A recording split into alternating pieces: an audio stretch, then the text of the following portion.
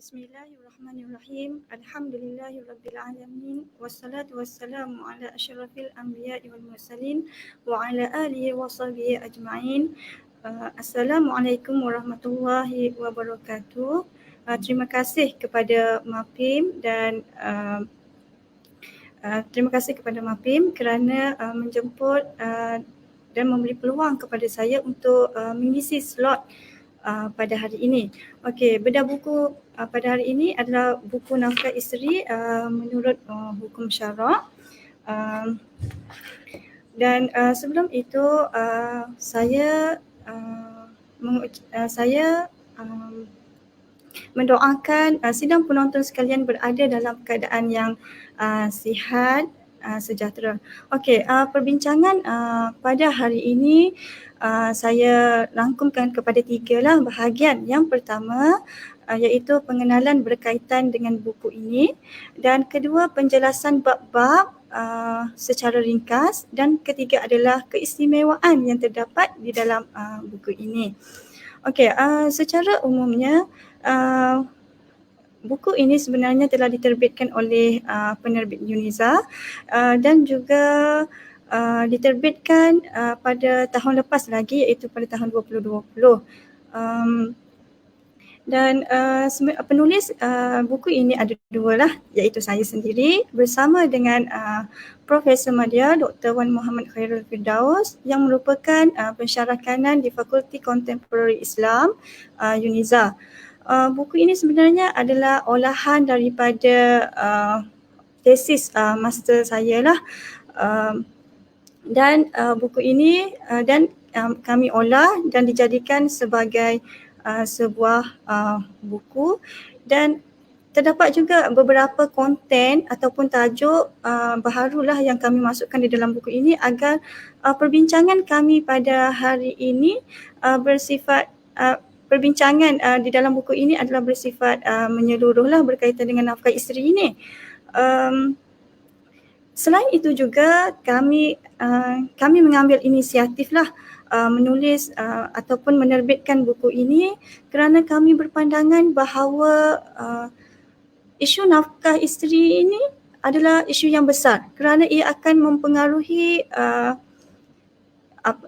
rumah tangga dan juga mempengaruhi masyarakat lah.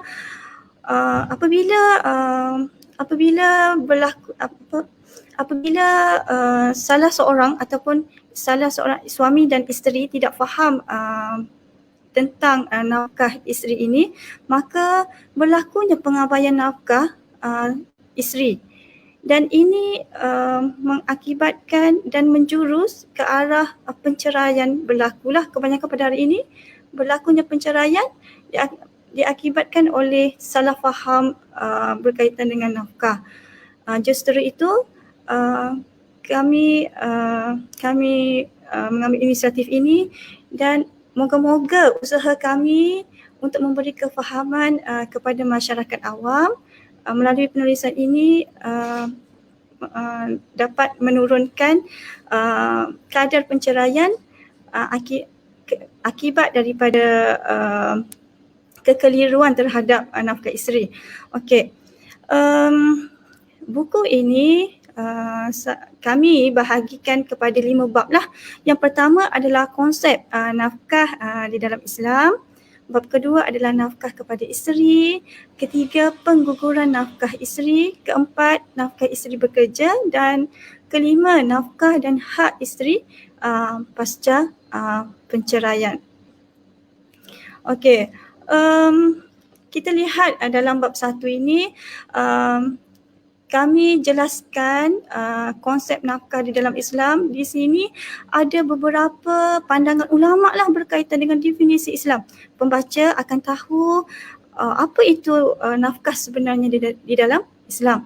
Dan kami cenderung dan berpandangan bahawa nafkah sebenarnya adalah perbelanjaan ataupun pengeluaran wang kepada isteri daripada suami untuk memenuhi keperluan isteri tersebut. Contohnya makan minum, tempat tinggal, pakaian dan keperluan-keperluan lain yang tidak kontradik lah dengan Islam. Selain itu juga kami juga menjelaskan ataupun kami state dalil-dalil pensyariatan berkaitan dengan nafkah isteri lah. Di dalam ini juga kami menyebut apakah jenis nafkah. Okey, berapa jenis nafkah di dalam Islam? Nafkah isteri lah terutamanya. Okey, nafkah isteri ada 2, iaitu nafkah zahir dan nafkah batin. Nafkah zahir ni macam mana? Okey, nafkah zahir adalah nafkah yang boleh dilihat oleh panca indera. Manakala nafkah batin ini adalah nafkah yang tidak dapat dilihat oleh panca indera, yang hanya dapat dirasa seperti kasih sayang. Okey. Manakala bab kedua adalah bab nafkah kepada isteri. Okey, sidang penonton sekalian.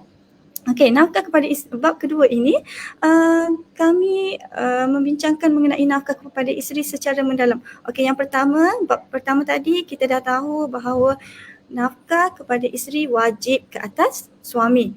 Jadi bab kedua ini kami jelaskan apakah sebab wajibnya nafkah terhadap isteri.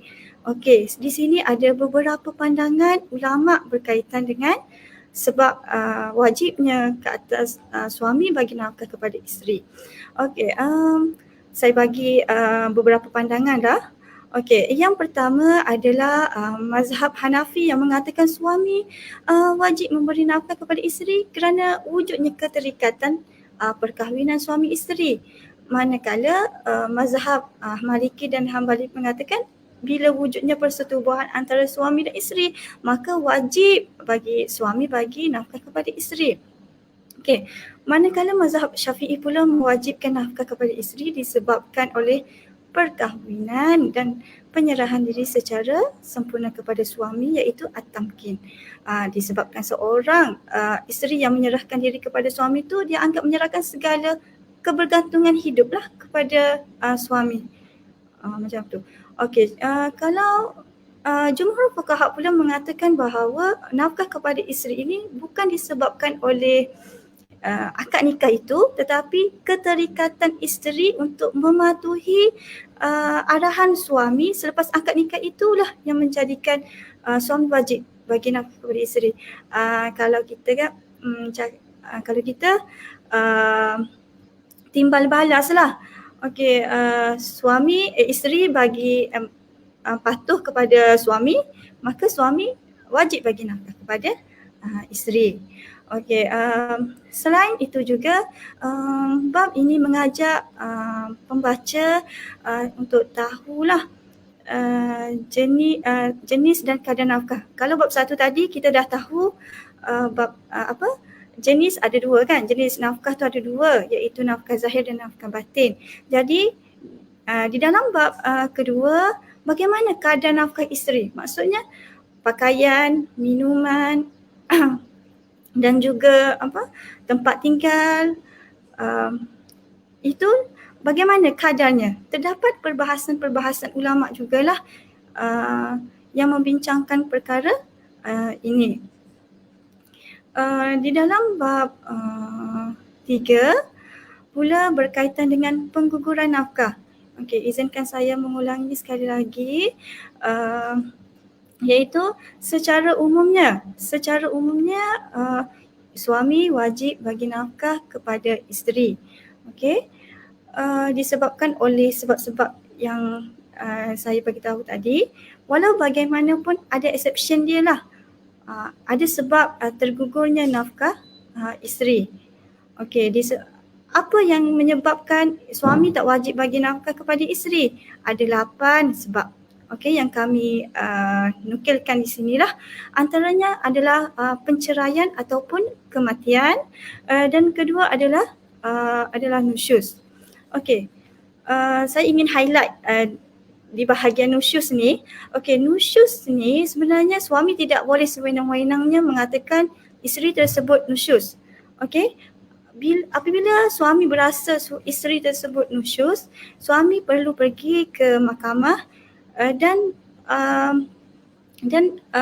biarlah mahkamah yang menentukanlah sama ada isteri tersebut nusyuz ataupun sebaliknya.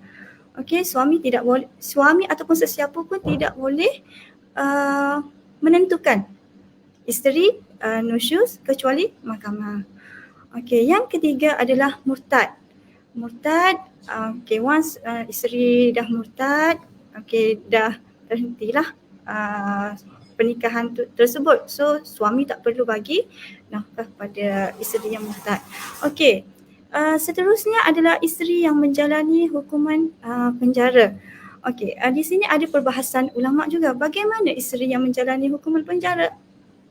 Adakah secara total isteri tak lagi layak untuk bagi nafkah, tak layak lagi diberi nafkah oleh suami?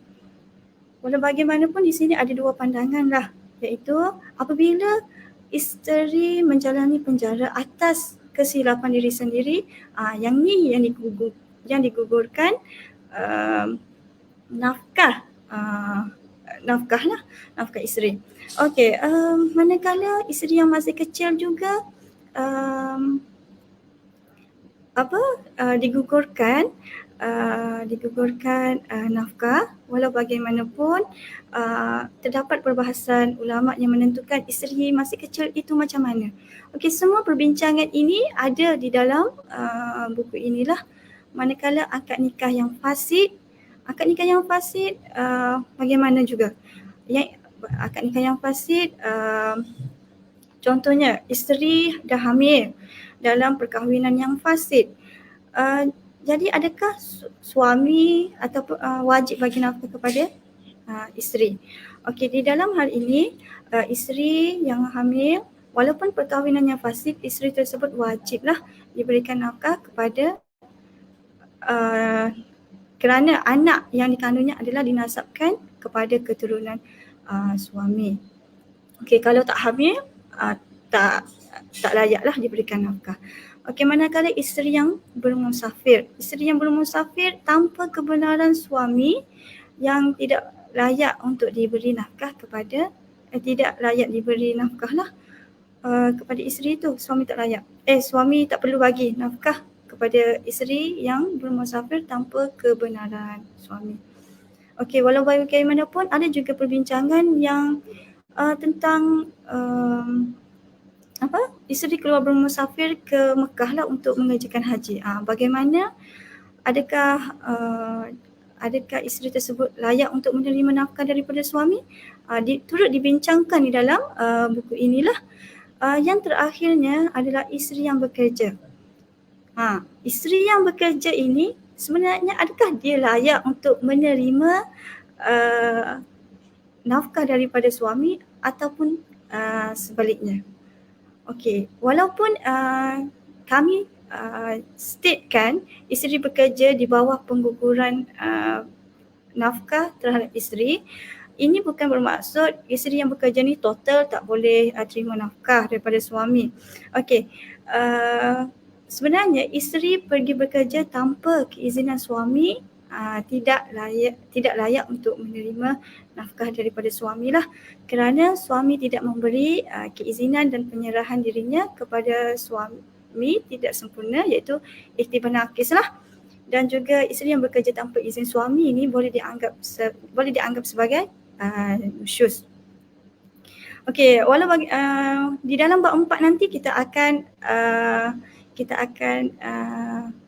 kami akan menerangkan lebih lanjut lah isteri bekerja, kerana ada satu bab khusus untuk isteri bekerja ni. Okey, di dalam bab 3 ini juga ada isu yang kami rungkaikan lah, iaitu suami tak mahu bagi nafkah kepada isteri, sedangkan suami itu seorang yang kaya, seorang yang mempunyai pendapatan yang besar lah, yang mampu memberi nafkah kepada isteri. Macam mana tu? Kan sekarang kan suami kaya tapi kedekut dengan isteri. So apa solusinya? Okey, sebenarnya ulama telah membahaskan perkara ini dan memberikan solusinya lah. Okey, boleh saya simpulkanlah solusinya, antaranya adalah isteri boleh pergi ke mahkamah dan mohon perintah nafkah isteri tersebut. Walaupun suami dan isteri tidak bercerai lagi, boleh minta, boleh dan ada enactment yang memperuntukkan perkara tersebut. Okey, selain itu juga kalaulah isteri rasa takut nak pergi mahkamah, contohnya lah, isteri boleh ambil sikit-sikit harta suami tu. Okey, dengan sejumlah harta yang sedikit lah, tak adalah yang melampau sangat. Orang kata bukan curi, tapi walaupun contohlah suami melaporkanlah kepada polis ke apa-apa bahawa isteri tersebut ambil duit dia tanpa izin suami tu, maka isteri boleh cakaplah bahawa suami dia tak nak bagi nafkah dan sebagainya lah. Boleh defend dirilah isteri. Okey. Selain itu juga isteri ada juga solusinya minta cerai, minta fasah. Dalam ini berdasarkan mazhab Maliki lah, yang membenarkan isteri menuntut fasah bagi suami yang mampu tapi enggan memberi nafkah kepada isteri. Ada juga suami yang tak mampu beri nafkah kepada isteri, dan dia memang bukan enggan tapi tak mampu bagi nafkah kepada isteri. Disebabkan suami ni miskin, hilang peluang pekerjaan kan, COVID kan sekarang. Okey, jadi sekiranya isteri tersebut ada duit ke ataupun ada pendapatan sendiri, boleh gunakan duit sendiri, tapi suami wajib suami wajib bayar balik apa yang isteri guna tu. Okey, isteri kena list lah. Kena list setiap kegunaan dia berapa. Isteri ni kena ada diary lah orang panggil. Okey, orang cakap kena ada diary kewangan dia. Okey, walaupun ada orang cakap kedekutnya isteri macam mementingkan diri sendiri lah apalah. Okey, tak apa. Tulis je dalam diary. Okey. Dan selepas suami dah ada pekerjaan, dah ada pendapatan, maka isteri boleh tuntut hal itu. Okey, selain itu juga isteri boleh menuntut fasah lah. Fasah juga meminta apabila isteri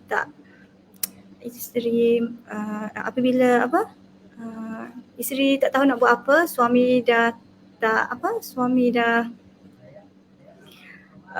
tak boleh nak bagi nafkah dan isteri pun tak sabar ke macam mana, okey, boleh menuntut fasah lah. Okey. Bahagian 4 ini bagi saya adalah satu perkara yang menarik lah. Okey, sidang penonton sekalian, berkaitan dengan nafkah bekerja. Sebab nafkah isteri bekerja ni adalah kerana pada hari ini isteri bekerja memang ramai. Okey, memang ramai bekerja sendiri, bekerja online di rumah, asalkan ada pendapatan sendiri. Okey. Jadinya bab ini membincangkan nafkah isteri bekerja menurut perspektif Islam. Namun bab ini akan kami jelaskan terlebih dahulu kedudukan wanita dalam Islam dan hak mereka dalam mencari pendapatan. Kemudian barulah kami bincangkan di dalam buku ini tentang hukum dan kedudukan nafkah isteri bekerja dalam Islam berdasarkan pandangan sarjana Islam lah. Okey, kita tengok pada hari ini ramai wanita pada masa kini melibatkan diri dalam sektor pekerjaan di luar rumah, sama ada bekerja sendiri ataupun bekerja dengan kerajaan dan sebagainya lah. Okey, termasuk juga di Malaysia ini. Okey, dan Islam sebenarnya adalah agama yang adil untuk lelaki dan wanita. Islam sememangnya tidak diskriminasi lah. Wanita ni sentiasa mengangkat tinggi wanita dalam segenap perkara kehidupan.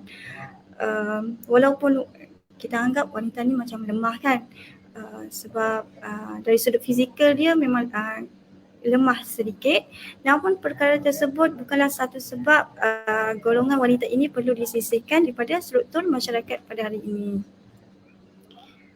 Okey, sebenarnya untuk wanita pergi bekerja atau keluar bekerja, ulama sebenarnya memberi pandangan yang berbeza tentang pelibatan wanita lah. Okey, bekerja di luar dari kediaman mereka. Perselisihan pandangan ini timbul kerana tiada dalil yang jelas lah. Okey, jadi kami simpulkan ada dua perbezaan pandangan lah yang mengatakan harus wanita keluar bekerja, dan kedua haram terus mengharamkan wanita keluar bekerja. Jadi yang mana satu yang rajih? Okey, sebenarnya pendapat pertama adalah rajih, pendapat yang mengharuskan wanita keluar bekerja berbanding dengan pandangan kedua yang mengharamkan. Dan keharusan ini sebenarnya adalah berdasarkan syarat-syarat yang perlu ditepati lah. Maksudnya memang general rule dia kata wanita diharuskan keluar bekerja, tetapi ada exceptional dia, iaitu ada 8 exceptional dia. Okey, antaranya lah saya sebut sikit lah.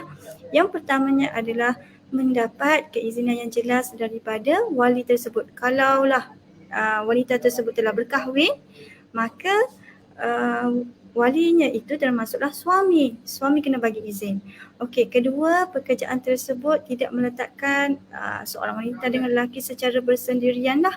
Maksudnya tidak ada pencampuran ikhtilat di antara lelaki dan wanita. Dan ketiga adalah tabarruj lah, ketika berpakaian ke tempat kerja. Okey, nafkah isteri bekerja merupakan hak yang dipertanggungjawabkan dan diwajibkan kepada suami. Okey, maksudnya saya ulang lagi yang tadi, iaitu isteri, suami wajib bagi nafkah kepada isteri sama ada isteri tersebut tidak bekerja ataupun bekerja. Yang itu. Okey. Walau bagaimanapun ada syarat dia. Okey, untuk isteri bekerja ni ada syarat dia. Yang pertama adalah mendapat keizinan daripada suami untuk keluar bekerja.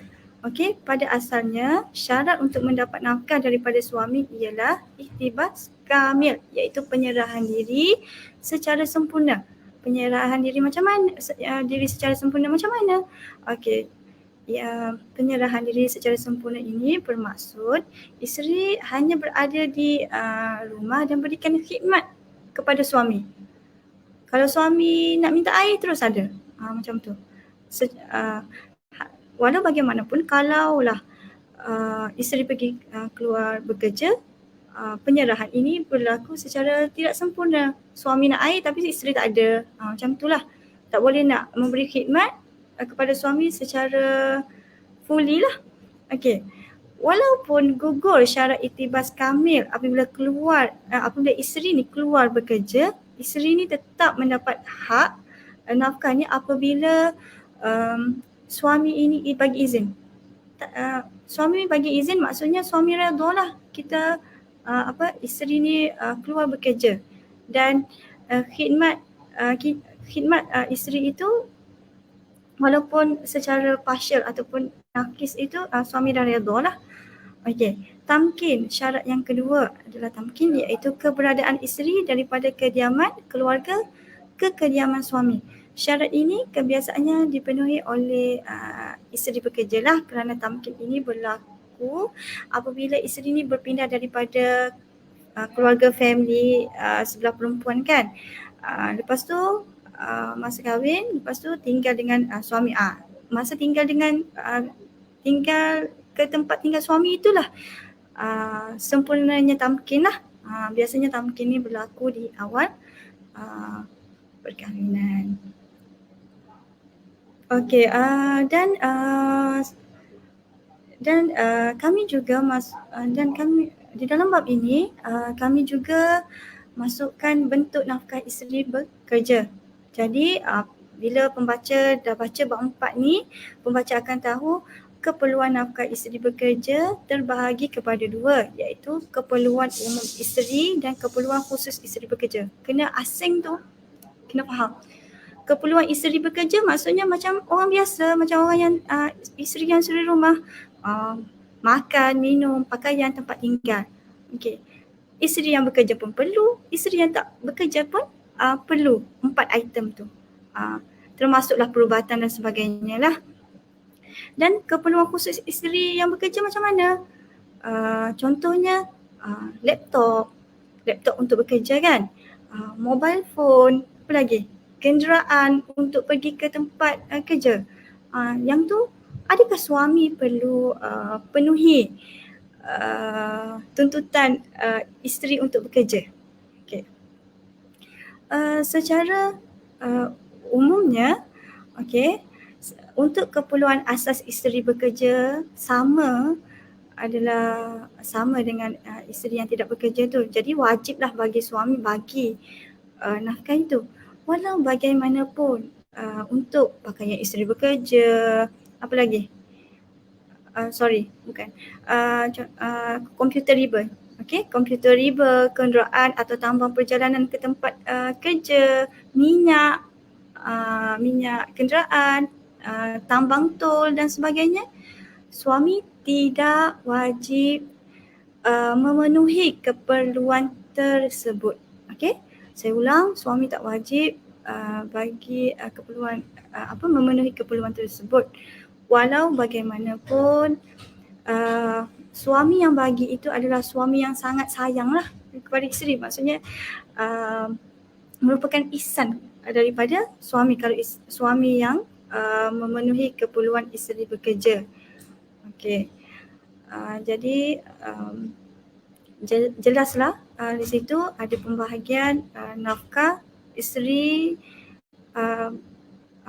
nafkah untuk keperluan isteri secara umumnya dan nafkah isteri untuk keperluan bekerja. Okey. Bab yang terakhir adalah berkaitan dengan nafkah dan hak isteri pasca penceraian. Okey, bab ini akan membincangkan nafkah isteri pasca penceraian dan ini merupakan antara isu yang menjadi masalah lah dalam masyarakat Islam pada masa kini. Okey, ini kerana mereka melihat penceraian ini adalah titik pemutus dalam pemberian nafkah. Sebenarnya di dalam Islam ini, Islam adalah agama yang sangat mementingkan kasih sayang antara suami isteri lah. Okey, apabila kasih sayang dan toleransi tidak wujud antara pasangan, saling bergaduh ke apa, maka Islam ada bagi jalan penyelesaiannya lah kepada kemula ini. Okey, salah satunya adalah penceraian lah. Okey, pensyariatan penceraian ini membuktikan bahawa Islam adalah agama yang terbuka dalam menyelesaikan konflik dalam rumah tangga dan enactment Undang-Undang Keluarga Negeri telah memperuntukkan beberapa peruntukan berkaitan dengan nafkah pasca penceraian bagi memastikan hak wanita terjamin lah. Okey, secara umumnya nafkah pasca penceraian ini diberikan berdasarkan jenis penceraian, termasuklah penceraian dengan talak, penceraian dengan ta'liq, khulu', fas, matalah dan pelantikan hakim serta li'an. Okey, semua di dalam buku ini juga menyebut secara detail berkaitan dengan jenis-jenis penceraian yang saya sebutkan sebentar tadilah. Dan ada perbahasan ulama. Dan bentuk-bentuk nafkah pasca penceraian dan antaranya adalah nafkah iddah, apa lagi, tunggakan nafkah, muta'ah, harta sepancarian, manakala hak isteri pula hak isteri pasca penceraian adalah harta sepancarian, hak tempat tinggal, hak jaga anak-anak. Okey, dan kami konkludkanlah di dalam satu subtopik lah, iaitu bentuk-bentuk nafkah pasca penceraian. Kami adalah statekan nafkah iddah, muta'ah, harta sepancarian, hak jagaan anak, tunggakan nafkah dan hak tempat tinggal. Okey, di subtopik ini saya highlight lah yang saya kira penting lah, nafkah iddah. Nafkah iddah ni adalah nafkah yang wajib dipenuhi ke atas isteri yang diceraikan semasa tempoh iddah berdasarkan syarat-syarat yang tertentulah. Okey. Tapi hak isteri ni ke atas nafkah iddah ni adalah bergantunglah jenis penceraian dia. Jenis iddah dia, sama ada iddah tersebut adalah iddah raj'i, iddah bain ataupun iddah kematian suami. Selain itu juga sering kali berlakunya tunggakan nafkah kan. Suami enggan bagi nafkah dan berlakunya tunggakan nafkah dalam tempoh perkahwinan.